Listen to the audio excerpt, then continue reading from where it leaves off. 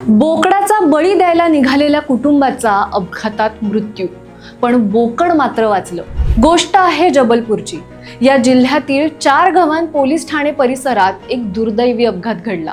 गोटेगावहून गाडीतून 6 जण जबलपूरकडे येत होते। हे सर्व लोक नरसिंहपूर जिल्ह्यातील दुल्हादेव महाराज मंदिरातून बोकडाचा प्रतिकात्मक बळी देऊन परतत होते। 4 गव्हाण जवळील सोमवती नदीच्या पुलावरून जाताना त्यांची गाडी नदीत पडली। या अपघाताच्या वेळी 6 जण गाडीत होते। त्यातील 4 जणांचा दुर्दैवी मृत्यू झाला, 2 जण गंभीर जखमी झाले। पण या सगळ्यात गाडीत असलेलं बोकड मात्र वाचलं। ज्याचा बळी द्यायचा होता त्याला नियतीने वाचवलं। देव तारी त्याला कोण मारी असं आपण जे म्हणतो, ही घटना त्याचंच एक उदाहरण।